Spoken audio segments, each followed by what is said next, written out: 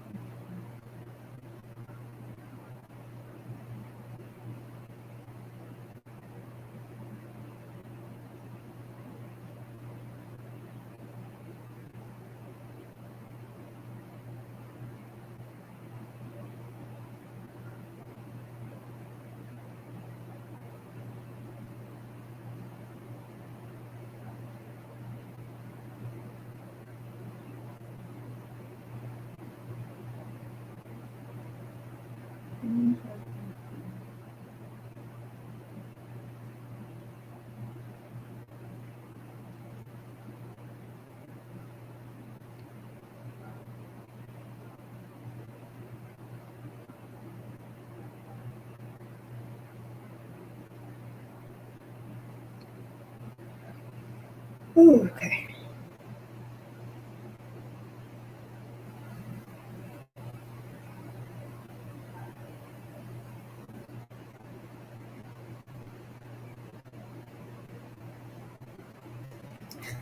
What's up? Okay. What's up, everybody? My name is Ruth Nkweti, and welcome to Super Chat. I'm sipping. And we're gonna have amazing conversations with you today. Let me fix this thing. I hate when it's on my body. Okay. So today, convos are actually going to be about relationships, and we started talking about cheating the other day, and it just kind of boiled down to these whole relationship conversations and how to like build something in this millennial day and age. So I had some conversation with friends, and I found this amazing lady. She's an OAP in Nigeria. That's an online on-air personality, means a radio presenter. So we're gonna have her on the show later on. But right now, what's up, guys? How you doing? So what I'm sipping on today is, if you look at it, it looks like cream, right? But yeah, it's Irish cream. Some Irish. I'm not gonna give you the brand name. It's Irish cream as well as Grand Marnier. So this is why I do this, because if Irish creams are a little bit sweet for me and I don't want to dilute it too much, so I put some other liquor in it and make it to be fantastic. So I'm not going to waste your time too much, but as usual, leave your comments down. We're going to have the comments on the show as well. I'm going to, without any ado, I'm going to introduce you to Miss June Ubi. Like I told you, she's a phenomenal radio host in Nigeria, the go-to person. That's Cool FM. I say Cool FM. You guys need to give me props. That's your whole logo right there behind there. So June is fantastic. June shares the time between London and Nigeria and the rest of the world. She's a global traveler. So, hey June, welcome to the show. Hey! Thank you very much for having me. I'm glad you accepted to come on. Like, wait, what were you thinking when I called you to come on? Like, were you like, okay, we can't is this? No, it was a pleasure. You know, I really love doing this. Obviously, I do it Monday to Friday on the radio, but it's so great. It would be different because obviously this is your thing, and usually I get to talk to like the listeners. But now, so it's gonna be a lot of fun. Yeah, it is. I'm glad. So tell me, first of all, like, how is it being, like, is it different doing shows in London and doing shows in Lagos? What's the difference? I would say the difference is the crowd. So when I first joined Cool FM, I started off obviously with a love show, and it still is a love show. But there are some sexual elements to it. So I have an element called pillow talk. I see you smiling. I'm smiling because I just had this. I was talking. I think a couple of weeks ago, I had this guest on, and we're talking love, sex, toys, and everything in between, and it was crazy. Yeah. Oh man, I have a segment called Erotic Diaries. Okay. And Erotic Diaries has like literally blown up on the radio. It's where people stay anonymous, and then they basically would tell me about their mind-blowing sexual experiences. So it's obviously women and guys, and it's really, you'll hear like stories for like 5 minutes, and you would be like, wow. So this is what's happening in Nigeria.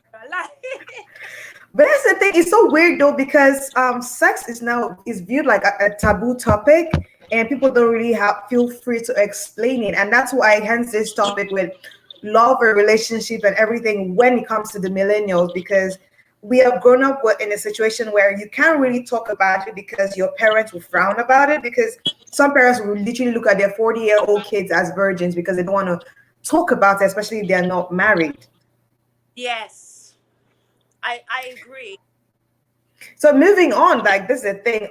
We notice that there are fewer marriages, fewer exclusive relationships, and higher divorces. So what's going on with us? Are we messed up? Are we fucked up in the head? What's going on with us? I would say so. Based on statistics, yes, you're absolutely right. But I think based on, because I've had the privilege, I would say it's a privilege, obviously, to travel various different countries. Some of my friends are located in different places. So, for example, I was born and raised in London, but I've noticed that the London culture is different from Lagos. You know, I've currently been in Lagos for 3 years. So, in Lagos, you have quite a few young people, like you said, millennials, that are getting married. But I feel like it's all for the wrong reasons. Due to, in Nigeria, there is a societal pressure. Societal pressure could be, maybe your mom or your auntie or maybe your dad is now looking at you like, they usually put an age gap. And I tell you why it's usually over 30, because I do another segment called Intimate Confessions. And Intimate Confessions is where you share with me your relationship problems and your marriage issues. Listen, Ruthie, I would have never ever thought in a million years that people had really terrible marriage problems, but it's to do with actually their parents being actively involved in their marriage. So there's sometimes when I'm like, but hold on, wait, did you get married because of your parents, or did you get married for you? And they will say, my mom and dad was telling me that I'm 30 years old, biological clock, so I had to rush marriage. So I've ended up marrying the person that I don't really love. And I'll be like, wow. And then they'll call and say they want a divorce. But if they have a divorce, it brings embarrassment and shame to the family. But we're supposed to be more evolved than that, right? Because we're the millennials, we're the next generation and all that stuff. And we claim to be more evolved, we claim to be more assertive in our life, but we still let that happen. So where do we find that real balance where we can actually get out of it without the disrespect coming on? Well, I think it would be very hard in Nigeria because, like I said, in the time that I've lived here, I realized that, by the way. You wasn't just going to sip your drink. Look. I'm embarrassed right now. Oh, my God. What are you having? So initially, I was going to do an English breakfast tea because I really like English breakfast tea. But then I traded it for a hot chocolate. Oh man, I feel like alcoholic here right now because I have so this is the Irish cream mixed with Grand Marnier liquor. So had to do something. Nice. And two different drinks. You're drinking alcohol. Two completely different. But the thing is about drinks, which I love, is that it makes you relax no matter what you're drinking. Even if it was the English breakfast, it makes you kind of chill a little bit, and you feel like you're not being badgered when it comes to conversation. So you feel like you're in it. That's why I always love to have a drink with my guests. So we're just chilling with buddies, with friends. You can tell me like your deep, dirty secret, and I'll keep it or not. So yeah, that's what I think in terms of Nigeria. I think the issues in Nigeria, maybe compared to other places, are a bit hard because tribalism is real. Yeah. Obviously, culture is a massive thing. Parents are still, I don't know on what level, even if you are a grown up, parents are still actively involved, making decisions, bridal pricing, you know, so it's really, really difficult, I would say. So I don't know how that could probably change per se. You know, the individual would have to take charge, I guess. But then it might come with a lot of stick in terms of maybe losing family members, maybe getting into consistent arguments, who knows? But now, sometimes I think about is the parameters of love different? Like falling in love, the characteristics of love, like what we look and define as love right now. Is it different from when we were younger and seeing other people like have relationships and get married and everything? Is it different? Is our criteria different? I think yes, it is, because nowadays in the 21st century, again, depending on where you are and depending on the individual, a lot of people are confusing love maybe with capital, you know, with money. You know, a lot of people are not really marrying. I find that like this day and age, back then, parents or our grandparents' day, the essence of love is about real love. Real love wasn't about what car you bought me or, you know, where we're going to go out to eat. You know, superficial things. Back then, it was generally about, do you know what? I'm in it for the person's vision. I'm in it because we have the same values. I'm in it because we share the same goals. And I want us to build, have a family, and then move forward in that direction. Nowadays, it's like, Amo, Papa drives. It's like, oh Lord! So it's like, no, this one is it's a Range Rover. Yeah, I could do this. This one is a Toyota something something. It's not my own. Is that what we're doing now? Are we that shallow? No, that's not me. That's not me. When you say we, I mean, I call it because see, listen, the people who were in the successful relationships, almost like in the old days, those are the outliers right there. But when I say we, it's more like in general, where this day and age right now, because if I'm sucking at this thing, it's gonna be you sucking at it, because we're peers right now and you're not helping me, or we're just seeing it as a norm. So in general, we're messed up. So like what's going on? How do we fix this? Because even with, and you're speaking of family right now, even with the thing of family, when it comes to having kids and the kids out without getting married to them and everything, the kids now become a bargaining chip for how they move forward. And in the long run, I feel like that the next generation is just going to keep getting messed up and messed up and messed up. So how do we fix it? Because that's us. It's on us, I feel, right now. Yeah, like I said, I feel like it's the individual. You know, I'm very big on specification, so spec and your type, and I tell you why. Obviously, as human beings, we're not perfect. We all know that. But I feel like people get closer to what they want.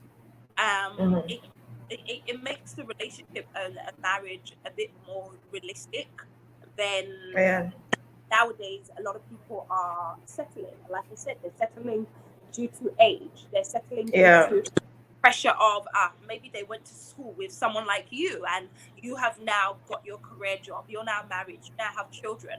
They're now looking at you and thinking, well, we went to the same school together, what is going on, why is she ahead and I'm not? Okay, let me just end up with this Tom, Dick and Harry down the road that they to be part of the married crowd. Exactly. Or relationship crowd, or mother and father parent crowd, when really and truly it's a lifetime commitment. You know, this is going to be somebody that you're going to be with for the rest of your life. You have to definitely get along with the person's parent. You can go further. When you say rest of the life, I always say allegedly because I feel like right now with our because Listen, right now with us, marriage sometimes is just for the wedding. That is it. Because after the wedding, shit happens, and I not do it again, and they leave, and we don't have patience. I was noticing that's one of the things about us right now. We're not patient enough to deal with stuff, and we're not patient enough to accept other people's flaws despite our own. So I keep saying allegedly because I think what we want to put out there is the impression or illusion of I have a happy home and this, but just for as much as you can bear. So how many people tell me something right now? Let me ask you this straight up. How many weddings or how many relationships do you see with the initial gra and then in your mind you're like, this is forever, they'll grow old together? How many do you actually walk around and see? Well, I can talk from the perspective of my own tribe, my own friends, family, people that I know that are in happy relationships and marriage. I definitely feel that they will stand the test of, they'll last for a long time, because it's what I said. These people are some of my friends. Like I have two friends that they've known each other, they've been teenagers and they're now in their mid-30s. So that's being with somebody from, if you were, let's just say for the sake of this conversation, maybe they met at 16 and now or 18 and now they are 30 in the 30s. That's like 10-15 years of knowing somebody. So if you can last for that long in the era where you're really supposed to be doing stuff and that's true. But look at it this way. When you're dating at those ages, first of all, you have your puppy love, you have everything, you want to be around. This person is fun to be around. But take it like right now in Corona time where you have to be indoors with this person 24/7. This somebody that you were not indoors with, you didn't live together, and then you just got married and all that stuff. And that's why I say millennials we're not patient, because how do you deal with that stuff? Because there's different quirks, there's different flaws, there's some disgusting habits. There's your tools be crazy, or you're never putting down the toilet seat, or you pee on the rim of the toilet, or those little things like someone like me. For example, me, I have an issue if you squirt the toothpaste from the middle. Like that drives me crazy. And sometimes I will lose my shit over that. So I'm like, how patient do we get, or what are the things that we can actually use to get ourselves to a patient state where we can actually tolerate somebody, or not just tolerate, but compromise and still be in love with their flaws? That is understanding. That is communication. Look at the example you gave as toothpaste. Yes, you would be irritated by that, but I would think that when you get into a relationship or marriage, it brings some kind of maturity, some kind of compromise. Like you said, we're human beings and there's not everything we're going to like. So if there's things that I didn't like, I need to understand that I'm going into companionship. There might be little things like the toothpaste, or even the way the person, I don't know, maybe walks or sometimes even talks. But other stuff, I have to realize that, listen, this is a long-time commitment. And in the grand scheme, this is maybe quite trivial. You have to be able to compromise. If not, then girl, you are going to be single. You're not. I know, right? Probably why my ass is still the way it is right now. But okay, guys at home, know that you can drop your comments and we have our guests answer them. Any questions you have. Moving forward, June. With our different demands and everything this age, we realize also that sex is actually a requirement in a relationship, where even if you're trying to get to know the person, sex is a big deal. How do you navigate that with somebody, especially if like one party is, oh, I want to have sex, the other party is not, I want to wait and see? How do you navigate that, even though you guys like kind of like are trying to get to know each other, but you're on opposite ends on that spectrum? Okay, so but these two people have already had sex. They're not virgins. No, right? they haven't. No, they haven't. Okay, but they just end the relationship. Entering the relationship, never had sex, and one person says, I want, and the other person says no. Okay, well, if you end up being with somebody where their sex drive is high and the baba or the girl is always on this sex P, then in my opinion, I don't think it's gonna last. But this is not like a total done. You know how we say that, because all right, let me put it this way, because I spoke to a couple of people, and for some people, sex is literally the ultimate intimacy. It's not the let's roll in the hay and have fun and kill each other's orgasms and shiver and shit. No, this is like the ultimate. It's more of love making. It's not just sex. I need to know that you're all in this forever before I'm gonna have sex with you. Whereas the other person is like, nah, I want to see if we're compatible like that. And then before we keep moving on in this relationship. So imagine you've gone on 2 dates, and the end of the second date, they're like, yeah, we need to have a little bit of this. Or the third date or whatever. And the other person still says, no, I want to wait. So I think, again, that's based on communication and conversation. What is the basis of why the person wants to wait? Is it because, okay, maybe they've known the person for a few months, or they're trying to get to know the person a bit more, to know that it's not just about the sex. Are they serious about me? Sometimes there's some people that you will enter the relationship. There's two types of people, and they know that all they want to do is sleep with you. And they know that you're the type of person that, if you wait for 6 months, you go out, it makes it look like it's not really just for sex. And they have sex with you and they dump you at the end. Yeah. There's some people where it's like, okay, do you know what? I get it. I get that you're just trying to know me. Let's see how it goes. And then it happens. I think it's really based on communication. I always say this live on the radio, that what kills a relationship, but what also makes a relationship, is a lack of communication. The person really just didn't understand what your wants and needs were. That's really it. And a lot of people don't bother to take the time out to understand the type of, we're human beings at the end of the day. I'm not a mind reader. I can't. How am I going to know how you feel or what you want if you don't say? And in this day and age, people are just expecting for someone to. So if you don't want to do something, your person's going to have to understand. But he or she's only going to understand is if you communicate it. And if they don't, then honestly, I don't think they're the right person for you. But I feel sometimes we're also a product of our upbringing, where we didn't grow up to speak about our feelings like that, especially with people who could understand. That's our parents or senior people, because everybody older than you was auntie, and you don't go tell auntie that I'm liking Steven and Steven is looking at me some kind of way. Auntie's gonna beat the shit out of you first. Then it's like, why are you looking at Steven? So we need not having that growing up. So how do we turn? Because all right, listen, I'm not bashing Nigerians, okay? I live in that. I'm not listen, I'm not trying to bash. Okay. So Cameron, hey, look at this. I thought you was Nigerian. Excuse me. Have you seen a Nigerian that looks like this? What are you? Sorry, now my bad, I beg. Ejo.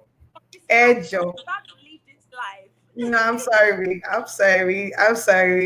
I apologize. I am Nigerian by association. But my boss Cameroonian. But I'm saying this, yeah. I've gotten the experience with Nigerian males. I wouldn't call it tribe, but being in Lagos is mostly Yoruba people. I'm not blasting the Yorubas; they're cool as well. But a lot of them have this thing that they play the long game. And I remember complaining about it to a friend of mine, and he was like, "No, you've not seen anything yet." He knows one of his friends had been with this girl who was trying to be celibate, and she was like, "No, I can't. I want to get married. I'm still a virgin. I need to get married." And he does all this courting thing, goes and does the traditional marriage, right? And then tells her that, okay, now technically we're married, right? She's like, yes, okay, now we can smash. And I promise you, this boy did the whole Ashebi traditional wedding, everything with the families. And then after that, he said, after they had sex, he said, "So, mom, my mom really doesn't like you, so I don't feel like I can get married to you." Wow. That was the long game. This was like a year that this guy had done this just so he could hit and run. So I'm like, how do you trust people coming out of that? Because the next person you're going to say, "Yeah, okay, I don't want to do it because you did this to me." Do you like, how do you react to it? Do you start, okay, you know what, screw it. I smash the first person that comes through, or you still stay with your celibacy, or you still do those kind of things that make you healthy? Because this kind of thing kills us. And that's what I'm just asking, like, how do you move on from that and how do you trust the guy? Trusting would be obviously very difficult because you've gotten to where you felt like, hey, you're going to be a missus and this Yeah. is going to be your boo forever. And Yep. the person supposed to be in your corner and is supposed to be your ride or die has now literally just kicked to the curb. Yeah. And you're going to find it quite difficult to trust again, but you have to trust and love again because you know what I always say? These people seem to move on. And you don't want to be the person that is now looking at the Brooding. Instagram and now saying to yourself, wow. Oh Lord. Being depressed. So I think Mm-hmm. you build the stress. Me personally, I would block and delete. I don't have Mm-hmm. any shame in saying that because I don't get how people do this thing where they keep the person on a ground where it's cool that broke their heart. Yeah, that's fine. We can be cool, but block, delete, and keep it moving. Because I feel like sometimes it's because they've not had like closure. and then you're never going to have closure because you're still listen, if the person now puts even the girl that's not his girlfriend, it might just be a friend. You're Mm-hmm. now paranoid or insecure because you'll now be thinking that, oh my God, he's moved on with a new. Listen, you don't have to give yourself that stress and that headache.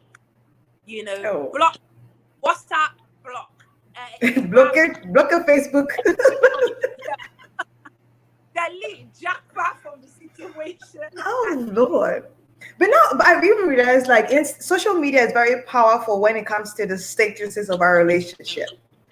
Where it could be a whole issue that causes a breakup. Why didn't you post me? Yeah, that one is very, very serious. People always, I think, make big things out of it. It almost seems like, okay, if you didn't post or, you know, you're not showing us together on social media. It's like, Yeah. are we really in a relationship? Are you embarrassed? Are you ashamed? But you have to understand, I think, that some people, again, it's like what I said earlier, it depends on who your partner or your spouse is. Some people Mm-hmm. have partners where they're not social media people. Yeah. So they don't want to be known or shown. And that is okay. You've got to respect people's spaces. Again, I said it's compromising. If I know that my boyfriend or my husband is Yeah. not a social media person, why would I expect that from him? But There's this is other the thing though. This is the thing though, where if you're okay, so say they'll always post random shit, never post a female on their social media ever.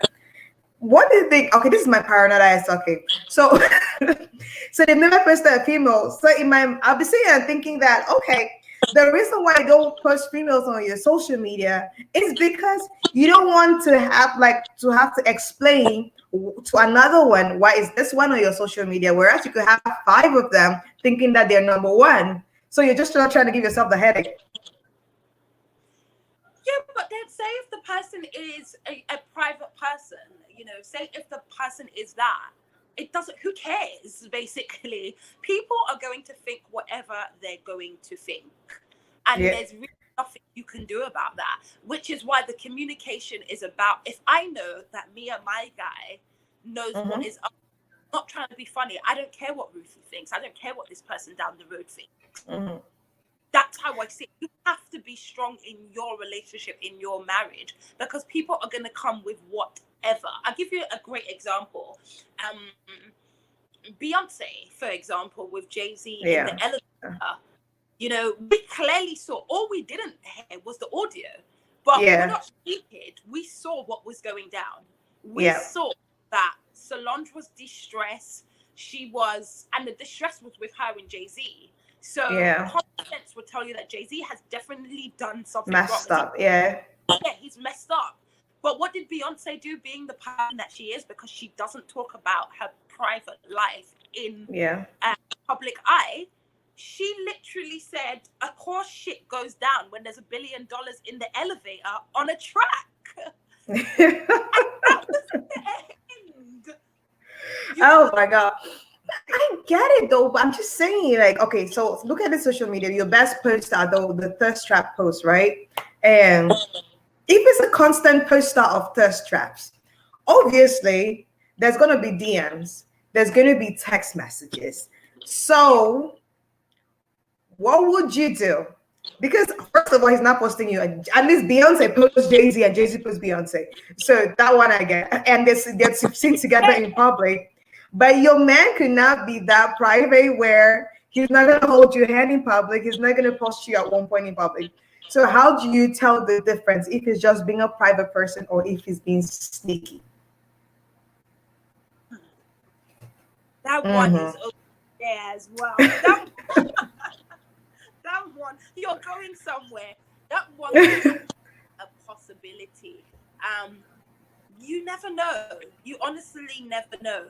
But are you going to really give yourself a headache? Imagine the stress that is going to cause you thinking, this is because he generally is not checking for me something. Honestly, you're at a level ground where you're just like, you know what? I always said, so a deal breaker for me is cheating and physical abuse. Yeah, you know? True. I've always said, if that happens, and there's levels to the cheating. The cheating is not that you just came to me now and you said, Judy, just so your man with Samantha, you know. I'm gonna say to you, okay, cool, but where's the evidence?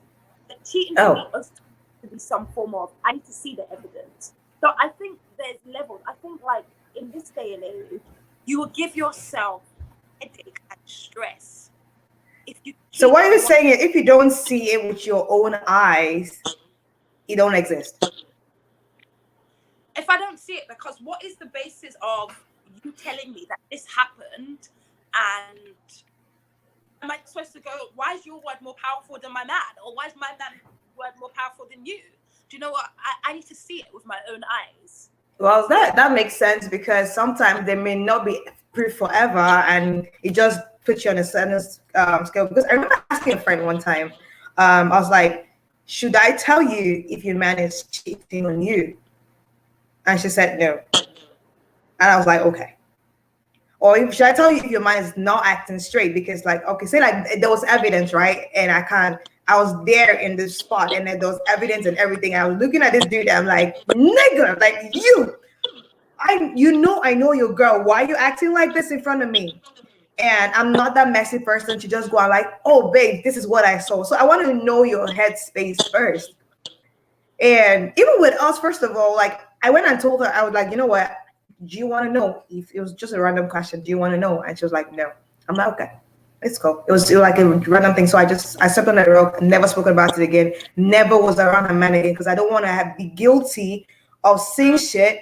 And she will know that, oh, so you knew what's going on and you're not my friend or blah, blah, blah. I'm like, yeah, no, I'm just not going to hang around your man. I don't want to see it, because he's an ass and I can't be a good friend if I keep seeing him acting like this and I don't let you know. That would be two-faced, right?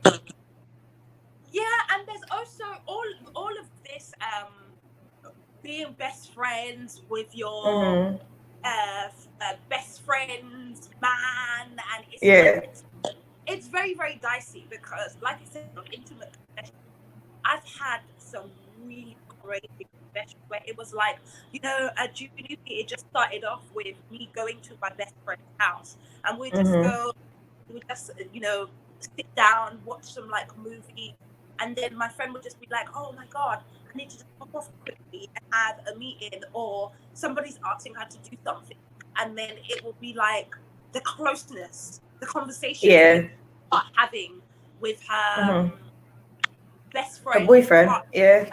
yeah. So sometimes even all of that is like, please, I know you're my best friend or you're my good friend, but Yeah. sometimes the closeness with your partners and your husband or the set or vice versa, it has to I be reduced.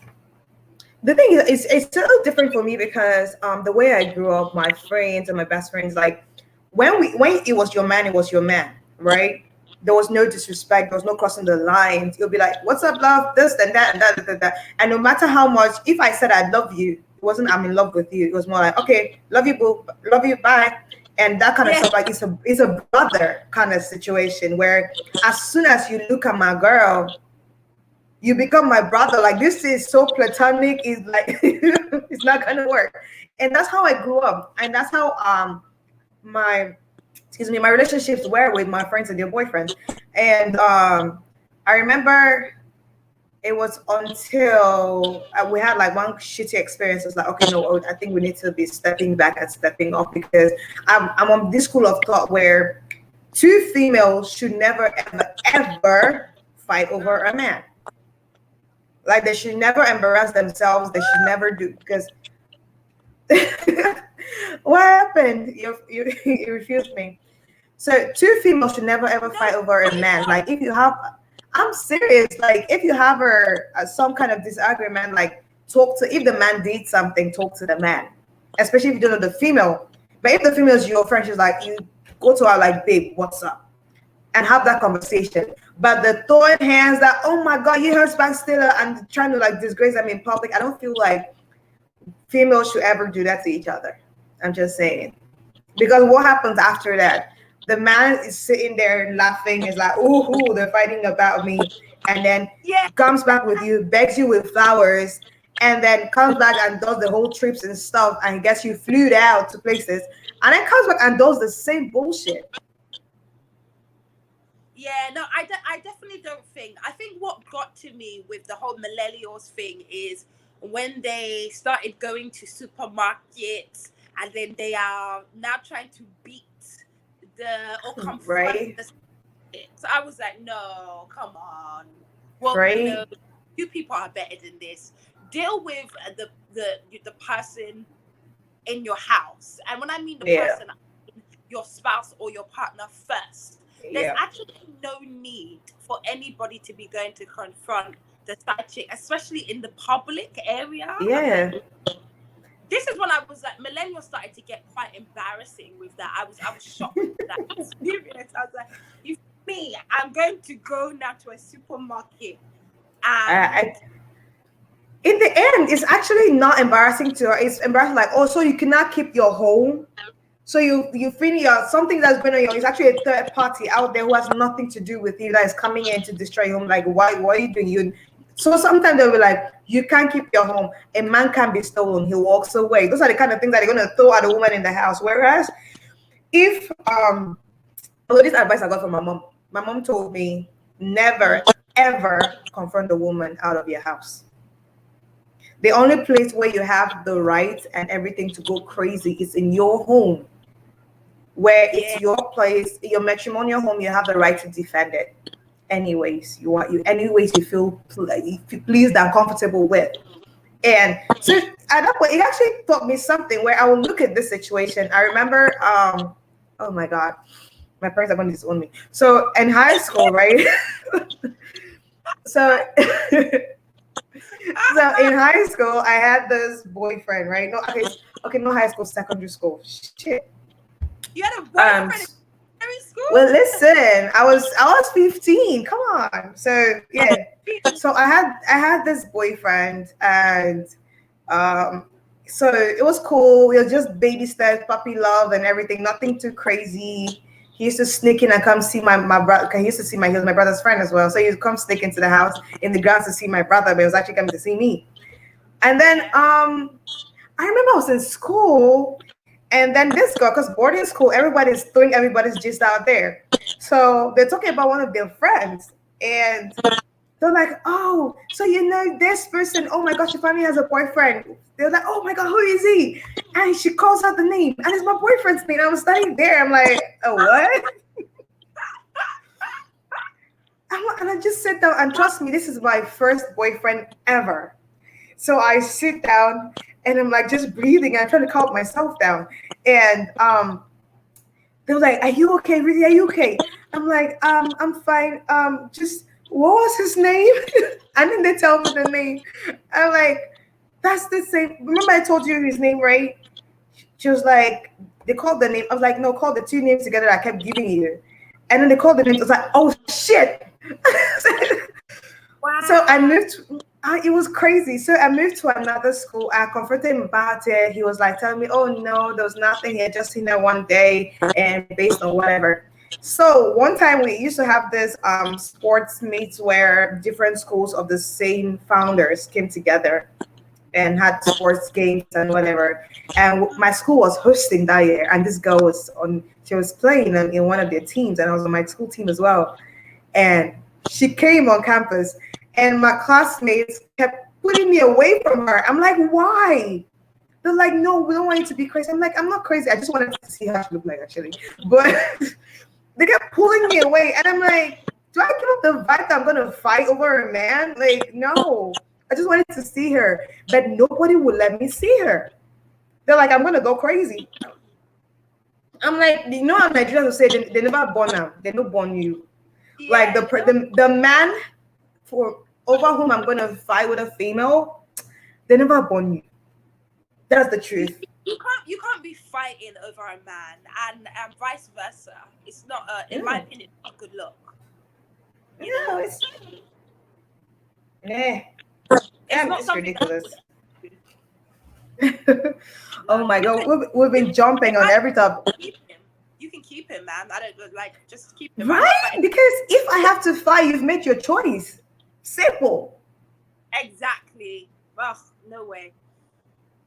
To all the men out there who feel like fighting over a female is a thing, sorry, the age of duels are past. We're not doing that anymore. These are refined females. Nails But are we are expensive. Listen, peace, peace. like That's what I say. nails are expensive. I'm not about to break my nails for nobody. I'm not about to get my. This is what makes my money. Nobody's scratching this face. Okay. So it's no, we're not doing that. It's not in this day, not in this age. I'm sorry. But Junie, we're trying to which I started calling you Junie because of Tana. I was watching a Tana Taylor video recently, and I've had baby Junie's everything. Yes. Um, Oh, so yeah, we're about to go off, but I wanted to give you a final words, and then before that, I'm going to ask you: Would you rather be single for the rest of your life, or let a girl slap you in public, but you still keep your man? so single for the rest of my life, or let a A girl slap you in public over a man. oh well, obviously let the person slap me in public. I ain't been single. I ain't been single for the rest of my life. I'm joking. Oh Lord! So you just did the whole 360. Like, I'm not fighting. Then you're like, single? Yeah, no, slap me. But that's different. You're slapping me. I'm not fighting you. You're slapping me, and True. you're slapping me for the purpose of because I don't want to be single for the rest of my life. I believe in I believe in family. I believe in love, and I believe that everybody deserves to have love. Love is a beautiful thing. It doesn't mean if you make the decision and you decide that you don't want to, then that's fine because everybody has a choice. But for me, if I'm to choose the choice, I would choose love any day because I think it's beautiful. So yeah. Oh wow! Thank you very much, June Ubi, Thank OAP you. extraordinaire, for making me rant and hear and have you on my show as well. I'm so grateful you came on. It was such an amazing time. Thank you very much. It was a real pleasure. Thank you for having me. Shout out to your followers and shout out to you. I really appreciate it. All right. Thanks, Melo. Hope to have you again on the show. All right then. Bye. Peace. Oh my God. That was crazy though. Having June on here. It's been fantastic. Like being millennials actually, it's kind of hard because we have like this little judgment that we put on ourselves and this little expectation. And most of our relationship advice comes from outside instead of within. But everybody deserves love. Everybody deserves happiness.